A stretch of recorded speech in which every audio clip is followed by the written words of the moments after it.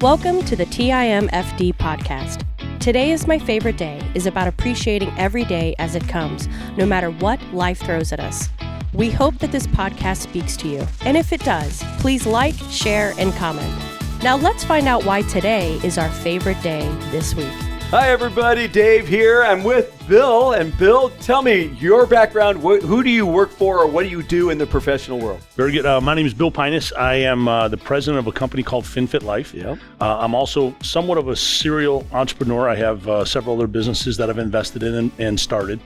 But my primary purpose is to help people become financially fit, physically fit, and have a lifestyle, enjoy it. And that's exactly what FinFit Life does. I love that whole thing. That's awesome. Okay, so what I wanted to do, because we've had Bill on here before.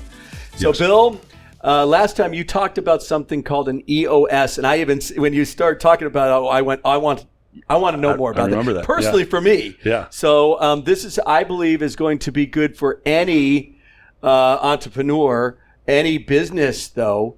And I would like to try to see if I could implement this within the church. So maybe some other people want to do this too and look at this. Sure. So tell us what the EOS is, and then go from there. Yeah. So the EOS actually stands for Entrepreneurial Operating System. Okay. And it is a system specifically designed for smaller businesses for them to operate their business at a high level. Okay. And, you had asked me earlier, like, how did you get started with this? Yes. We started our company January 2020. 12 weeks later, we're in the middle of COVID. That's and it's right. like, I remember that. holy cow. Now what do you do? And our business is traditionally one-on-one Yes. or people Yes. to people. And all of a sudden now you got to go virtual. So what we found probably 90 days into this virtual world, one, we didn't understand the virtual world. So we were talking to experts about doing that. And then the second was we found most of our business meetings were about building relationships with each other because we weren't in person. And what we were ignoring were the issues of the business. So, we kind of, drifted along for about 9 months. And all of a sudden, you know how God works. He puts these things in your life where you go, you better start paying attention to this because Yes. you're going to keep seeing these. Yes. A couple of my friends who were business owners gave me a book called Traction. Okay. And it's by a guy named Gino Wickman. And as they said, this has totally transformed my business. It's made me faster, more agile. I started to read it. And ironically, my business partner, a guy named Howard Sharfman, he's one of the brilliant minds in the insurance investment world, says, hey, I just was at a conference and there was this guy that was talking about this EOS system. Have you ever heard of it? And I said, no, I never heard of it. He said, well, there's a book called Traction that's all about it. I said, ironically, I've had 2 people give me this book and I'm reading it now. Wow. And as we started to read it together, we said, we really need to do that. And so we've implemented this, I want to say it was in 2022. Okay. And we've been doing this for a good 3+ solid years. And you use this in your leadership teams at first, and then it goes throughout the business? How does that work? Great question. So it is a cultural business system that works at the highest level for leadership, all the way down to the grassroots. Love that. And matter of fact, it's actually called Followed by All, FBO, FBA, Followed by All. So whenever you implement something, if it says FBA at the end of it, it means that is a cultural thing. Everybody has it. And it doesn't matter CEO or the person who's, in operations or administration, doesn't matter. Awesome. Okay. All right. So from there, you implemented it in 2022. So you're still in the middle of COVID. Yeah, we were just on the tail end of COVID. We're coming out of that, but there was still a lot of craziness still going on there. Yeah. Now, we were in Florida, so it's a little different, but you're in all these different states and different countries, so you had to kind of deal with all that stuff going on at that time. Correct. So as far as for you, the number one thing you guys did, what was the first thing you did? And before we even get going, can you kind of explain the EOS and what that's all about? So first, let me kind of can you show that book. This is what it looks like here, guys. Yep. Just so you know. And, this is what we're going to be aiming at. Okay? Yeah, you bet. So the EOS system is built on building the operations of your organization from the ground up. And so the first thing says, what would be your perfect ideal employee? And you start to go through what are the characteristics that you would like? And those are the core values in which you have. So what we did is we put a list of core values of about 18 of them. Okay. And the rule is you can't have more than 5. Well, we couldn't decide on 5, but we could decide on 6. Okay. And they were overwhelmingly the core values that we wanted. And I'll just name a couple. Like, we wanted people that had grit and were hardworking. We wanted lifelong learners. We needed people to get results. So we said results oriented. Absolutely. And the biggest one was to do the right thing the right way. Yeah. And those are just 4 of the 6 that we have. So what we did is we started to look at our current organization that we had hired people because we thought they fit in the job, et cetera. And we said, do these people, it's called a people analyzer, do you meet this? And the answer was some yes, some no. So you're trying to get everybody on the bus, basically the whole team on the bus. Get them on the bus. That's exactly it. That's the first one. And what's interesting, the people analyzer says, if they're thumbs up, great. If they're neutral, they're neutral. If they're thumbs down, or thumbs down. In order for you, that's why they pick 5, is you have to have 3 up.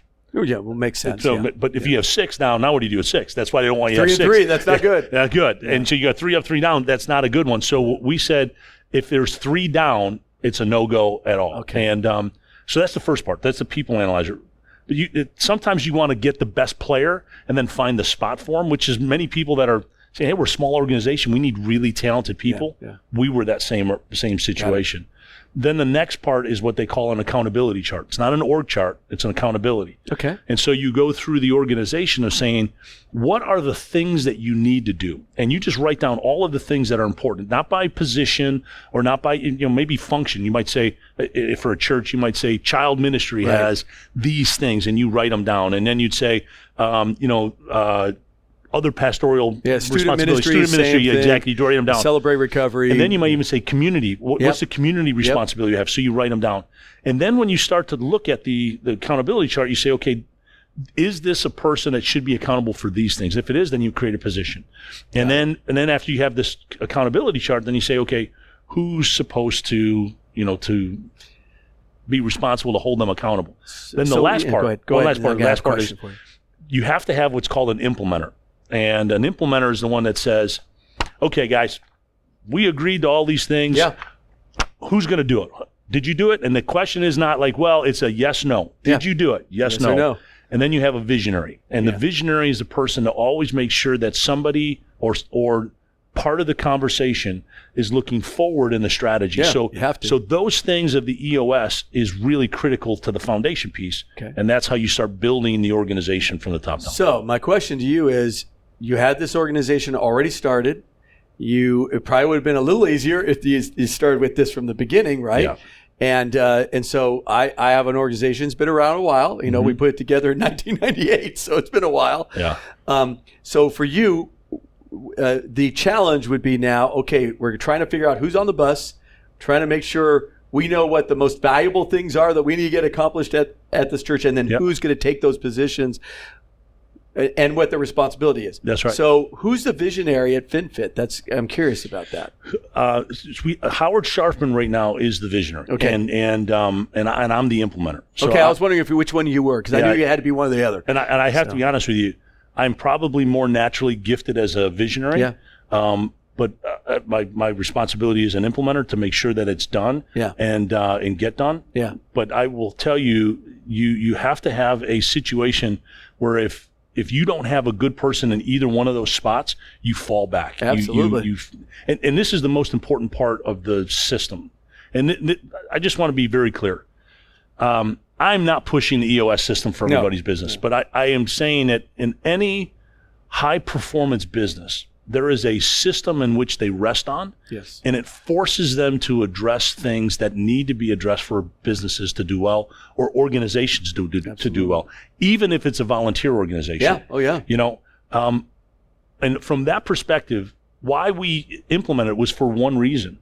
We weren't getting down to what our holdbacks are. What was holding us back? What are the things that are obstacles in our organization? Yep. And so what we did is we call it in the EOS system, they call it a level 10 meeting, which means all hands on deck. Yep. It's a handful of people that you select to be on that from different disciplines and responsibility. And once you get to that level 10, it's every week that you go and it's what are the obstacles or what are the issues? It's actually called the issue section. And you IDS it. You identify it, then you discuss it, and then you solve it. And that means that if something has been on the IDS list 2 weeks in a row and it goes to the third week, you don't have the right problem. No. You need to go break it down into a different problem to solve it. Yeah. And what our organization did based on this system is it helped us address the issues faster, and it helped us get discussion points from all different angles on how do we solve it. And not that we're perfect, but we sure as heck make better business decisions, and we make faster business decisions. Which is vital for survival. Yes. And especially in your guys' world, the insurance world, there's so much going on, so much competition, but that's in every business, everything you do. So would you use this in a smaller organization like you guys said you started out that way? Can it be then used as, let's say your organization goes 10x, would you be able to still use this? Yeah, that's a great question. And we've asked the same question to ourselves. This is a great business system to follow when you have a smaller business to a mid-sized business. Okay. As soon as you get into what I call this major corporation, this probably doesn't work as well because there's too many levels in which you have to have level 10s and report up. But if you have a flatter organization, it's fantastic. Okay. It's fantastic. And the one thing I would say to business owners is sometimes when you're operating a business, you don't necessarily have the tools that you need. You have the concepts, but you don't have the tools. And there is a list. If you do anything, I would highly recommend that you buy that book, Traction. Because that book goes through, it's like a textbook of the EOS system. And from that perspective, it tells you these are the tools that are inside the EOS system that are really, really critical for your organization. Okay. Really critical. So Traction. Matter of fact, can you send that to me? I sure will. It to me. I'll put it in the notes. I had it on my desk, so I will give it to you. No. Just, I mean, if you could text it to me, the name and stuff, that way I can get it into this podcast. Sure. So it's there for everybody to see. So we'll do that for you guys.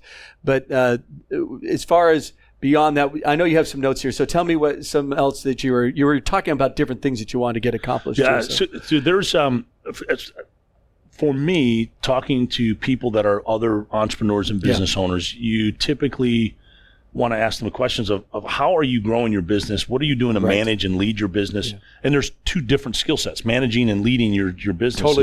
Totally different. This is a leadership network. I mean, a leadership system that helps you network to get people key to their responsibilities and be responsible. Perfect. If I can, let me unpack a few thoughts here, which is where we operate at. Yeah. The first one, you have to manage specific tasks to say somebody has to be responsible for these things. Yes.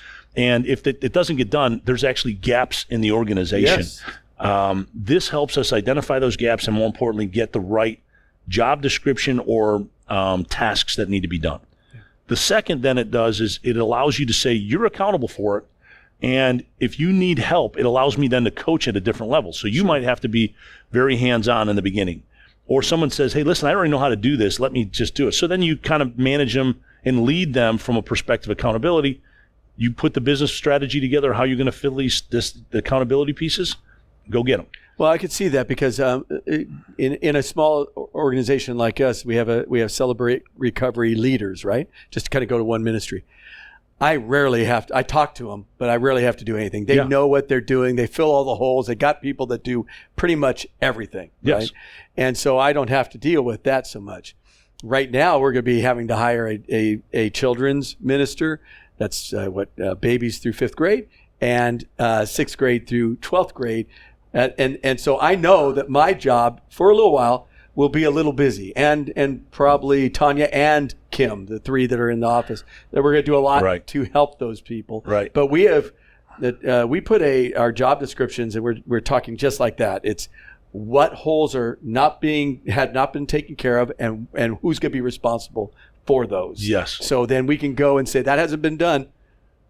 We need to talk. That's right. Right? That's right. Pretty much what you're saying. And what it also does when there's a vacated spot, and you're like, okay, hey, listen, I need to fill that. Yes. You already know what the accountabilities are. Yes. So then you're hiring people that have leadership that also have those skills. Correct. That's the goal. That's exactly right. We have all that set up, and I looked at myself being in the church setting. I went, okay, what leaders do they still have in that ministry that I'm going to have to work with until we bring somebody in? That's right. And help them and lead them through this whole thing and fill holes if I even have to. Yes. Sometimes you just got to do what you got to do, right? Depending on the size of your organization, all hands on deck. Exactly. You know That's what how I mean? it is, man. Okay, so speaking of all hands on deck, when you guys were still first starting this, you had grown. I mean, you had come from a smaller setting to, by 2023, I think you guys were expanding out. Yeah, we were in 47 states. Because you were in just a few, I think, at first. Right? Yeah, we were just really Northeast and then Midwest, which is in Chicago. Yeah, and I remember that you were telling me, we're now in this state, we're now in this state, we're now in this state. And I went, wow, okay, you're bouncing around all over the place. So with that growth, you guys were able to implement this with all your leaders in all the different cities and different people because can you tell me, in one state, what would you have, let's say in the Illinois, because you come from Chicago, that whole area? Yeah. How many different groups do you have that you have to work with? And do you have somebody that takes over a state? I don't know how that works for you guys. Yeah, so we're in all of our field offices are really independent field offices, and they really can run how they'd like to run it. So what we did is we just called it the FinFit Life way. We didn't call it EOS. We just called it the FinFit Life way. Yeah. And it was interesting. Many people very quickly know that when they're trying to scale their business, most of them do it just on personality or brute strength. Yes. And that's very hard. And I'm guilty of it. I do it all the time. This allows you to delegate at a level that's very responsible and disciplined. So you can delegate authority and you can delegate responsibilities. And the cool part is that's what develops new leaders inside the organization. That's the only way that you can expand out. 100%. Yeah. Okay. 100%. So that's what you did. Yeah. And you have your individual business owners, if you will, I guess people that are underneath it, but they work with the FinFit way. That's correct. And then they expand their business. But do you guys train them on this too? Is this part the FinFit way? That's with everybody? Yeah. So we designed this cultural piece inside of our corporate. Okay, corporate side. Not necessarily in the field is what I say. The X's and O's were all being articulated and run. Okay. But what we did do is we took the way that we build our culture. We did the people analyzer. Okay. We did the gets it, wants it, competent, and we called the GWC. So you have a position or you have a person, we call in the field our qualified field trainer, which is a financial professional that goes on out and helps families. Okay. Are they competent? Do they get it? Excuse me. Do they get it? Get the responsibility? Do they want it? And are they competent to it? And what we have found is that. So let me go back over that. Get it, want it, competent. Competent. Yep. And so get it means they understand what it is up here. They understand intellectually.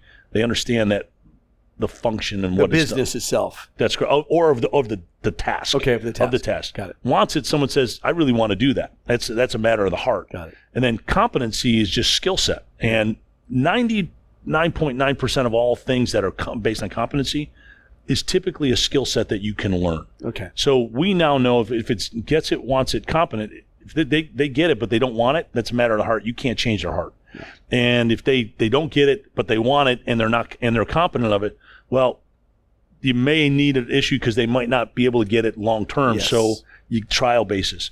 But if somebody gets it and wants it and they're not competent, then that just means there's a skill set training issue. And if you can train them, they get it and they want it. As you know, matters of the heart changes a lot of things. Yes, it does. You know? Well, I mean, in sports. Yeah, exactly. You have to have that. The competency, you can teach somebody to do that.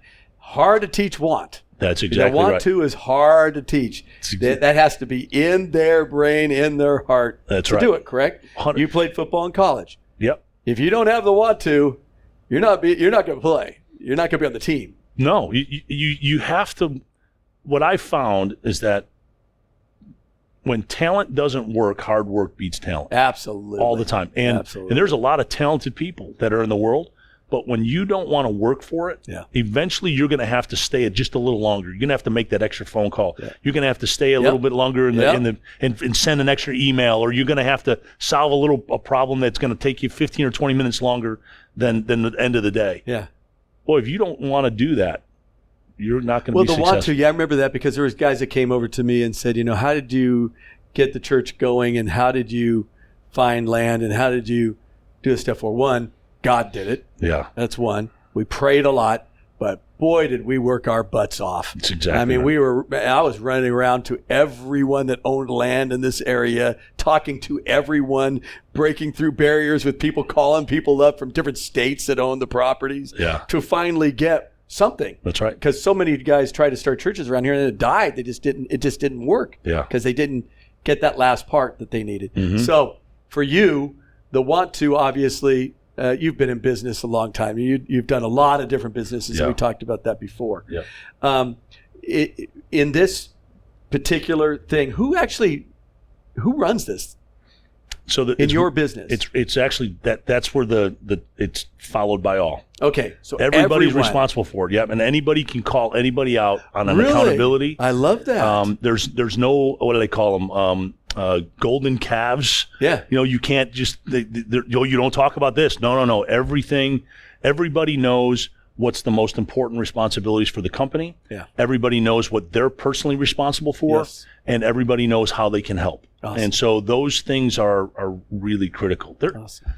The thing that I struggle with in business, and most people don't understand how this plays into the speed and be still, especially in your walk in personal development. You have to be still at moments, and if you don't spend time to retool, to heal, because sometimes you're in battle, and I mean, business is a battlefield. You're going to get beat up. You're going to get cut. People are going to stab you in the back. That's people right. are going to hurt your ego. People are going to hurt your feelings, and more importantly, some people are going to try to steal your business. Absolutely, you know the deal. I do, and they do it in church. They do it in church. I had someone try to. It literally said, "I want to own a church." One time, a long time ago, but said that directly to my face. And it was hilarious. So there's a reality of battle, and you yes. have to heal, and you have to take some time and be still. Yes. But in order for you to be successful in business, speed matters. Yes, it does. You does. have to move, Yep. and it has to move. Yep.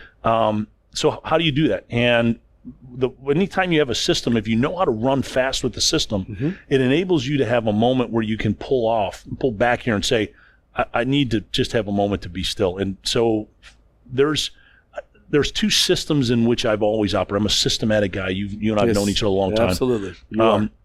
A good mentor of mine, you call it the strategic enterprise system. It was to treat your body and your life as a business. And I'm in the process of writing a book called "Be the CEO of Your Life." Yep.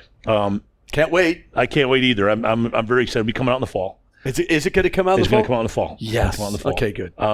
Excellent. One of the things that's in there is self-order. And many people live their lives in total chaos, chasing something and not having order. And part of that is to be still and also be able to have some type of personal development so that you can heal, you can grow, and retool your skills. That all plays part in like this EOS system as well, because you measure things on a weekly basis.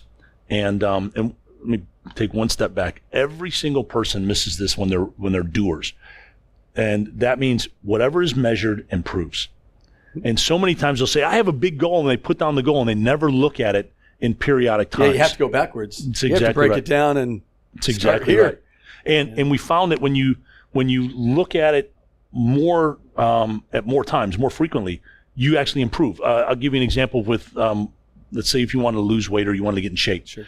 If you have that goal and you don't look at it on a fairly regular basis, you have to. You don't achieve it and you'll miss it. No. What's really interesting is if you watched your weight every day, just get on every day, you'll realize that, hey, when I ate that, I gained this weight. Or when I did this and I didn't do this, I gained weight. Or, hey, when I did this and this, I lost weight. And you know what? I felt better. And all of a sudden you can make adjustments pretty quickly. So personally, you say today's my favorite day, and I have a saying for me is win the day. Yeah. And for me, there's usually three important things to do, and I don't know what those three things are. Mm-hmm.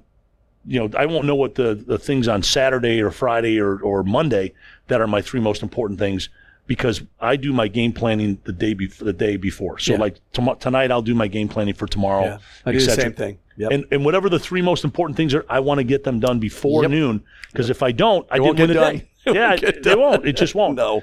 But then on a weekly basis, like in the EOS system, we have the level 10 every week. And explain the level 10 again. Level 10 is you have goals that you're going to do at the end of every quarter and every year. Okay. And the level 10 meeting says, here's the goals. We call them rocks. Here's the rocks. Are you on track with your rock? That's a rock that's not going to move. You got to get it. And then the second question you ask is, here's our key indicators. Are these key indicators on track for us to hit the goals that we set? Because you put real numbers to it. Yeah. You do that every week. Okay. And if one of those numbers is behind, it's supposed to go right down into the issues list. Okay. And then you might have another list of issues that, hey, listen, this came up, or this is an issue, I'm seeing this. You put it on the issue list, and it's called IDS. You identified it, now you discuss it, and then you solve it. And if you can solve it, you solve it right there. That's the whole premise of it. Solve it so that you can immediately put it into action, and you don't ever want it to be back on the issues list. No. And when you do that, you'll find the speed of your business works. And so that's that part. And then there's a quarterly, and then semi-annual. It's interesting that IDS is it you said identify, discuss, and then solve. It's interesting because Tanya and I do something every morning for our marriage. It's basically a number of questions that we ask each other, and part of it is complimentary, and some of it is tough, right? Yeah. But what it does is it does that. Eventually we identify an issue that's going on. The one question that does this is it's complaints with requests to change. No husband likes to hear that, right? But if you do that every day, and it just becomes a common thing. Yeah. What happens is those big things get really small and much more easy to solve. Yeah. And then I don't become the fixer, because I'm hearing it. The solving is about us discussing it, and the solution's right there. We'll take care of this. Are we ready? Yep. Okay, we're done. And we just keep on moving on. Yeah. I could see that within business that you're saying here is that if we can identify something, discuss it as a team, we can easily come up with solutions that they're not long-term things. It becomes much easier and more simple to deal with. They're not so big. Yeah. Correct? Is that what you're doing? It's very true, because you break it down into small sections. Yes. But I have a question for you, because this is one, as trying to lead a business, sometimes, especially in your leadership position, it's really easy to walk into a room and everyone's like, oh, pastor's here. Oh, the president's here. What are they going to say? Yes. What are you going to say? And you got to go first. And what I have found, and I'd like to hear your thoughts, is that I don't want to speak. I want to hear. I want to listen, because I'm not learning anything if I'm doing all the speaking. And that's one of the things about the IDS, is that everybody is giving input into the IDS. And that's what I want, because right now, yes, I am doing the speaking, and I could tell I'm doing that. And it's more, I think, out of, there's some changes going on. And my thing, I like that, because I do this in my home. And I just had a meeting today, matter of fact, a program team meeting. And I did a lot of talking in the beginning, because there was so much change going on, and kind of having to go, okay, guys, this is where our changes are, what may happen. Then it was to the team to go, okay, what are we doing and how we're solving the problems, right? Yeah. And that team's a little easier. The management team that now has it's expanded, and it's basically people who are leading different ministries that come in, and we'll have one this Wednesday, matter of fact. And we do it every 2 weeks. I never thought about every week, because my volunteers are going, I don't want to do it every week. Right. I have my own business I got to do. So I have to then think, how do I do this every 2 weeks? And it's about, okay, when we walk in, sit down and say, okay, what happened? What's going on in your area? And they just go down the road. What's happening? What's going on? And then we go, okay, what major issues do we have? What things do we need to solve? And where can we move forward? I want to do this just because I know that would help a lot. You mentioned exactly the reason why we implemented this, because I was doing that all the time. Yes. So tell me what's going on with it. So I was using it as an update meeting. Correct. That's it. Rather than a leadership meeting Correct. of what to grow. And boy, that's very interesting, because I think every organization goes through that, especially when you have leaders. And they kind of want to give you an update. And then the worst happens is when it's not going well, they just go, we're working on a few things. That's exactly. we're getting there. Yeah, exactly. We got a few things to work through. Okay, well, what are they? What are they going? What's happening? Yes. And so, yes, that's why I was so. By the way, this podcast is primarily for me.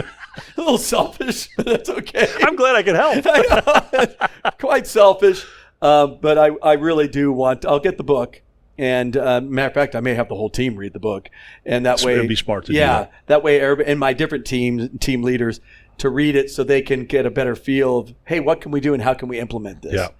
Because and if you ever want me to come in and talk about it, then I'll bring some of these tools here so that you get a chance to see what it looks like, where we started and where it ended. And how did you, when you were reading the book Traction, what did you get out of that book?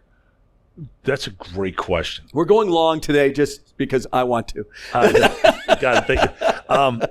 The first time I read it, I was so overwhelmed because there were so many things that I'm like, I'm not doing that, and there's nothing that I can relate to. Yeah, that's what I was wondering. In my my current activities, but there was a book that's called Get a Grip. Get a Grip, and it's a storyline about how Traction was put into a business, and that one I got a lot out of because the characters were very similar to characters that were in our business, and they're typical in every business. And I realized what they were doing in the system, I could see it being implemented versus the piece by piece as it was being explained.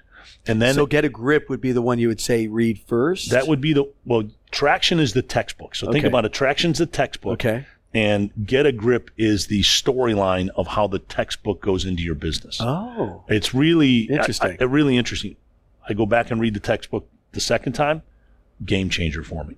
Oh, total game changer. Okay. Because now I could see and understand how, like what I talk about, the people analyzer. Yes. Where does that fit? And then you got the Get It GWC, the Get It Wanted Competent. Yeah. How does that apply? That's really interesting. Those two things that you're talking about there, my wife's really good at. That's what she does. She's very good at that. And sometimes to the point of annoying people on that, but that's a good thing, actually. And sometimes annoying me, and I'm okay with that. That means she's really good at it. She's really good at it. But that's her job. That's what she's supposed to be doing. That's her skill set in the business world is doing that. But I want to see, I'll go read both those books. So I kind of get a feel for it. And then I'd like you to come in and talk to us about our team. I'd love to. Yeah, that'd be awesome. One last thing I'd like to end with is that any time that you implement a system and any time that you are implementing a new skill set or new driver of skills, that is the most awkward part of anybody's life or anybody's business. Absolutely. And the hardest thing to do is to change your culture. Yeah. What I have found is that when you're changing culture, sometimes you got to change people. Yeah, I know. And sometimes the person that needs to change is so I naturally feel like I'm a visionary person. I was highly uncomfortable becoming an implementer. Yeah. And there's also, when you're sometimes in sales and leadership, you want to be friends with people. Yes. So holding someone accountable, what does it look like? What does it feel? And so any time that anybody's going through a change, that pertains to what we're talking about. Yeah. As implementing something that you can stay with and function. Why I love CR is that is a functional system of watching how the gospel actually interacts in a person's life daily and ongoing. Yep. And as you evolve, your interaction with it doesn't change in terms of the way that you interact with it, but what comes out of it is so much more depth, so much more purpose. Absolutely. And then obviously you become a better finished product to help other people. Yeah, as a matter of fact, we've heard a lot of businessmen that have used skill sets that came from that and put it into their business, which was really interesting. Last thing, you were talking about some practices you do at the beginning of a day. In the evening, you kind of write out what you're going to do, your 3 main points, all that stuff. Yeah. But you also talked about being still. Yeah. Okay, we know the scripture, be still and know that I am God. Yeah. Very important part of scripture for any leader. So that means any parent, anybody's leading anybody, we got to slow down. So what do you do to have that be still and know that I'm God moment? Yeah. As a person that does a lot of stuff. So first I wanted to say that I sometimes speak in theory, I get not it. as practicality, but I will tell you, I truly practice this on a regular basis. I practice it more intently now than I ever have. Yeah. every day, I also have to confess, my schedule is not the best right now. I know your schedule's a little out of control. It's out of whack. Yeah. And the one thing that so I appreciate you saying that. No, because I think people it's out of would whack. like to hear that. If you think like, hey, I got it. No, I mean, my no one has it all my down. schedule's a disaster. It's just a disaster. But what I also found is that greatness lives in the extremes. Yeah, it does. It just, so people sometimes say to me, Bill, you're just too intense, or you're too busy, or if I want to be great, you kind of lead to the extremes. But then the question is exactly what you're talking about. I don't want to run so fast that I burn out. Yeah. And more importantly is, if I'm a plug, what do I plug into? And so my daily practice is every morning I get up and I go get a workout. I have to be physically fit and strong and mentally and physically.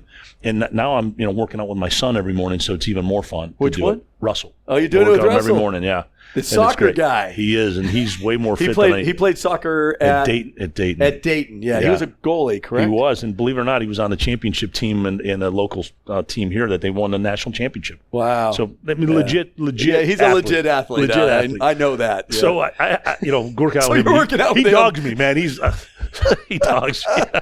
I go, yeah, I'm a little stronger, but boy, he's running circles around me. Yeah, back in the day, I'd take you out when I was at Brown. Exactly. That doesn't work too much as he's running laps around me like, hey, okay, So you work out? I work out every morning. And then the second is when I come on in, I watch Good Morning America every morning. Yeah. I want to see what's going on in the culture. In the world. It's really only the first 15 or 20 minutes. I don't need to watch the rest of it. It's the stuff that's the headlines. I want to see what they're saying. Yeah. And then I go and I do my personal development. I have 1 hour of personal development, and usually the first 30 minutes is my time with God. Yeah. And very important. I have found that reading, if you hear anything from Bill Pienias, there's a lot of times we're talking about these things to learn. I learned the difference between reading to learn versus reading to master. Absolutely. And as I think about it, I used to read a lot of things to say, I read it and I checked the book. I learned that. I got it. But what I also found is that familiarity always leads to mediocrity. Yes. And there's a lot of times people are very familiar with things, especially the Word of God. Oh, yes. And I spend that moment in time to try to master what God is saying so that I get to know Him deeper. Yeah.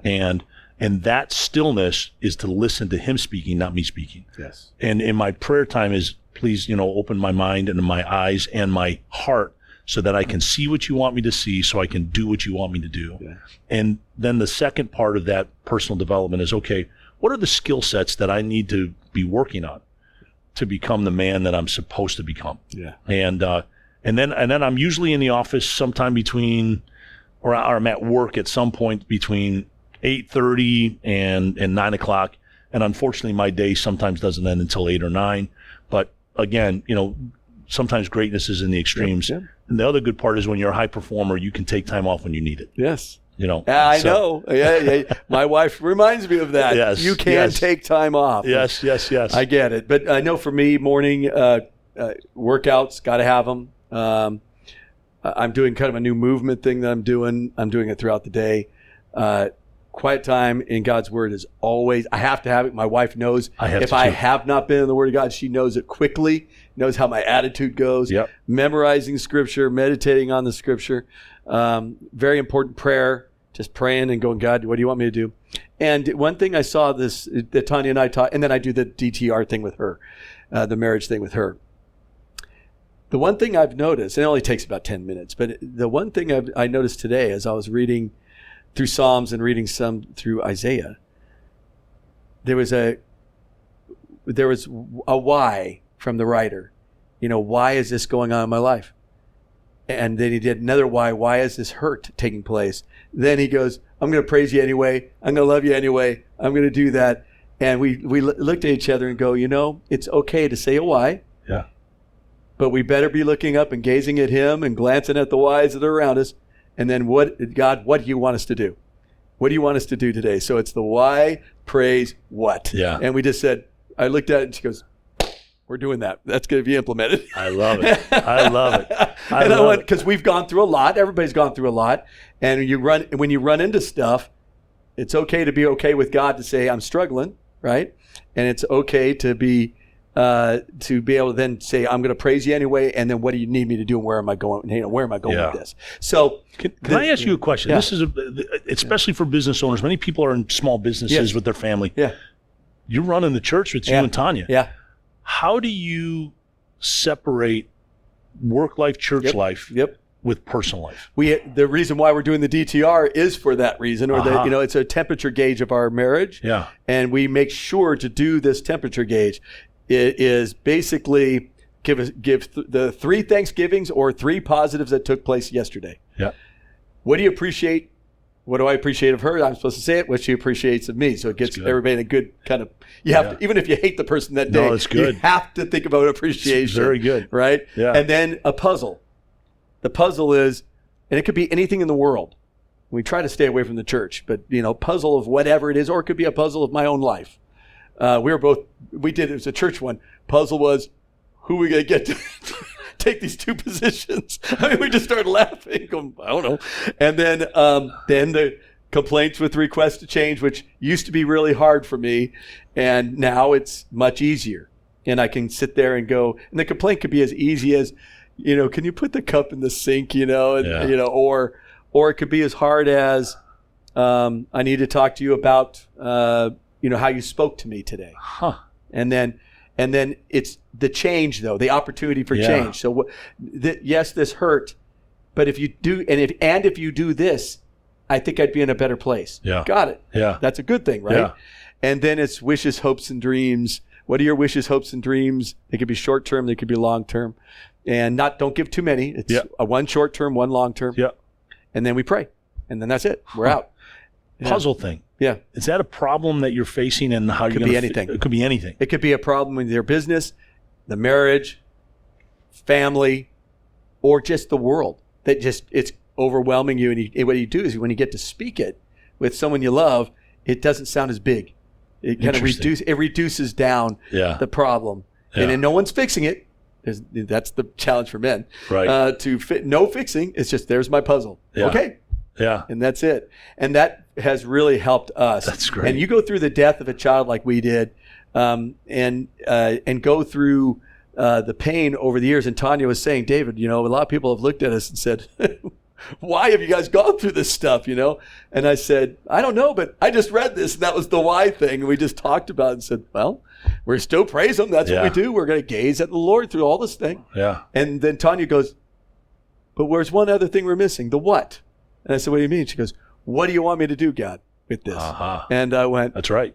Yes, you're correct. Yeah, and there's that businesswoman going, popping it up and going, what are we going to do? That's really cool. I thought that was really neat. That's really cool.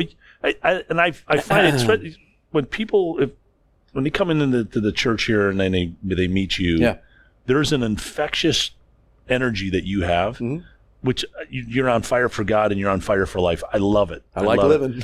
I find it interesting, though, is when you just talked about how you pull it back. Yeah. If I don't have a chance to say what my problem is and articulate it, it's when I articulate it, 50% of it's done, because now it's not this undefined problem that just hangs in your head and takes space in your head. Yes. Boy, that's really good. Yeah. That is really good. Well, the thing here is I would love to be able to implement this. I'm hoping that other business people who are watching this, that you could implement this. And if you have any questions, we're going to put all the information. I'll get your information so I could put it on with the podcast. And that way you guys can talk to Bill if you need to and communicate with him. And also, maybe implement this thing in their businesses, which would be awesome. We're going to try to do that here at the church. We're going to do. So my goal is to do that. Thank you for being here with us. Thank you very much. It was a lot of fun. Yeah, I love this. This is always a blast. We'll have you on a different time. We can talk about a totally different thing. I love it. All right. Today is my favorite day. Guys, go out there and go for it. As my grandsons say all the time, you got to go for it, man. Got to grind. Take it easy, guys. Thank you for listening to TIMFD, Today is My Favorite Day. Views, comments, and opinions are those of the host and guest alone. TIMFD is produced and directed by Alex Korn. Thank you for listening. Have a great day, live intentionally, and be very blessed.